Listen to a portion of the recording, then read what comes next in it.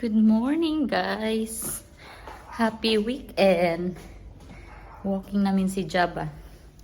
Ano oras to? 8:27. Ang lamig yan. Oh, parang uulan pero sabi ni Di baka foggy lang. Walking tayo mga people. Walang init.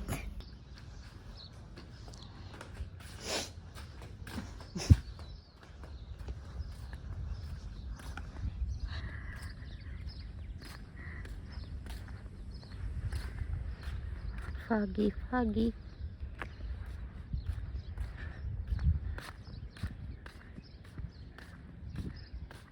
Jaba.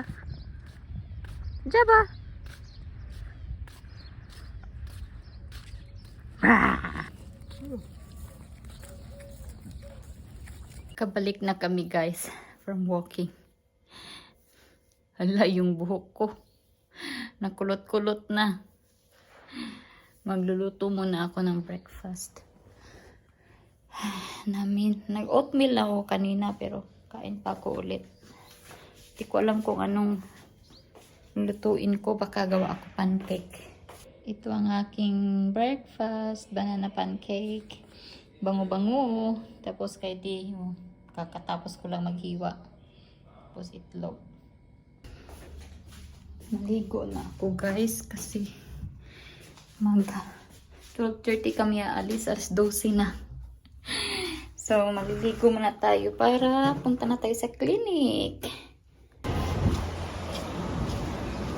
Dito na naman kami ulit. Parang busy. Tapos na yung scan natin guys. Injection na lang. Injection. Pinakayaw ko talaga to injection. Gutom na ako mga people. Di pa kami nag-lunch. Punta kami doon sa may Golden Fork. Hindi kami kakain ni Di.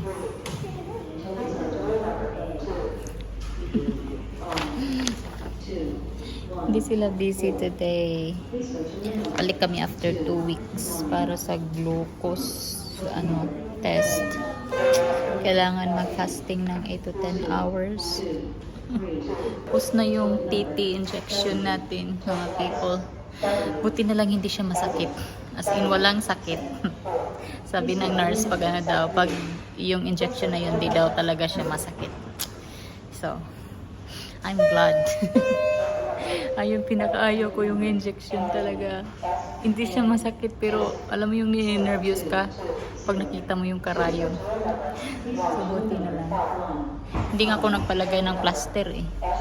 Sabi ko sa left side, niya tusukan kasi yung right side yung palagi ko pinagamit pag naglilinis. Dito kami ulit. Same upuan. Same Golden Fork. May magla-lunch. Dumating na yung food ko kay Di, wala pa. Sinigang na baka, tsaka kanin. The rice is too small. Ito you guys. Look, it looks like crumble. I can see it. Yeah.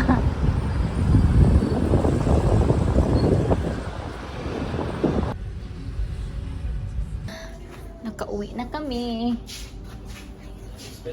Sunset. Walking time na ni Jaba.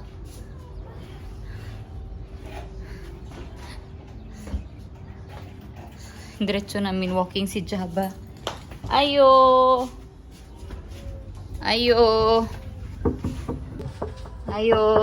Abrihi! Abri! Hello, my love. Yes. Okay, down na. Dali, down. Good boy. Yeah, you're looking at your leash. Where's your leash? Nakaw. It's your food, cow. Nakaw na. Finish your food. 8:35 na. Ngayon pa lang ako kakain. Galing ako umidlip. Nantok ako kanina. Kakainin ko is yung tira kong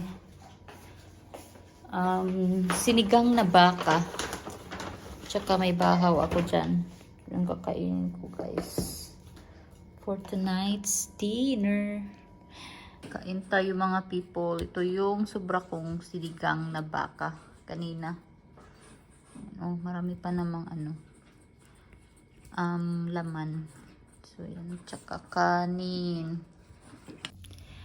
Bedtime na namin, guys. Kakatapos ko lang magsampay, magtiklop, maghugas, maglaba ulit. So, yun yung ginawa ko after ko kumain kanina ng dinner. At least, bukas, mag-grocery na lang kami ni Di. Tapos, kunting linis-linis na lang kasi nagawa ko naman na yung iba. So, update kay Bata Batuta. So, nagpunta nga kami kanina sa clinic, no? And, yun nagpa-scan kami prenatal. So far, all good. Sabi ni Doc, lahat is maayos. Si Bata Batuta is nasa na, 1 kilo plus or minus 200. Yun yung sabi niya. Okay pala sumasakit na yung balakang ko kasi mabigat-bigat na. So yun, tapos yung timbang ko, guys, from 54 62.2 na ako ngayon. Ala, good luck. Tapos meron pang 3rd trimester. Wala na. So yun, kanina tinimbang ako. Tapos TT injection, yung tetanus toxoid ba yun? Wala sa akin yung papel, ba? Something ganun. And then appointment ulit after 2 weeks para sa glucose testing. So yun nga, sa sinasabi ko kanina, magpa-fasting. So after dinner, hindi nakakain for 8 to 10 hours. Tapos punta kami ng clinic. And then yun, may papainom daw na glucose drink something. Basta mga ganun, hindi ko yan na-try. Dati, wala namang ganyan. Sa lalo na sa probinsya. Nalala ko nga dati, parang 2 times lang ata ako, yung scan. Oo, yung pagka gender reveal. Yun yung scan ko. At saka yung malapit na talaga ako mga anak. Yun lang yung scan ko. Tsaka vitamins lang na isa lang yung vitamins ko. Isa lang ba yun? Ay, 2. Stress tabs at saka yung parang folic acid. Yun lang. Walang mga ganyan.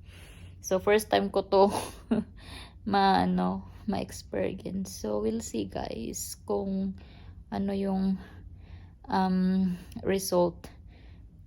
Sana naman goods lang. Daw yun pang detect ata yun ng kung may ka, if diabetic, something ganun. Di ko pa masyadong kuha yung details, pero try ko mag-research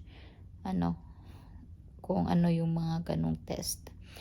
So yun, after 2 weeks and nagpa-appointment kami ni D after 2 weeks. Tapos ang lumabas sa aking app is bukas yung appointment, kaya parang kinansel ata ni D. Hindi siguro nakuha nung receptionist yung tamang details. Hindi ko alam kung bakit. So yun. And after nun, nagpunta kami doon sa kaibigan ni D. Usap-usap. Siguro mga 1 oras din kami doon. Tapos umuwi. Merong today, community festival. Punta sana kami para i-check. For sure may mga pagkain doon. Siguro mga tinda-tinda na rin, yung parang mga not ako sure, pero pag mga ganun kasi mga community festival, either foods, tapos yung mga benta, siguro mga clothes, mga ganun, something na naka-display lang sa labas. Yun yung parang nasa isip ko. Maganda sana pumunta, kaya lang may laro man na rugby. So sabi ni D, di na lang kami pupunta, which is okay lang din sa akin. Kaya di na kami pumunta, nanood lang siya ng Naglaro. And yun, after nun, naglinis na ako. Wala, tapos, tiklop ng damit. And, hanggang sa, 11:30 na. 11:30 p.m. na, guys. At kami ay matutulog na. Si Di natulog na. Makyat na kanina pa. Ako na lang at saka si Jabaan dito sa baba as usual.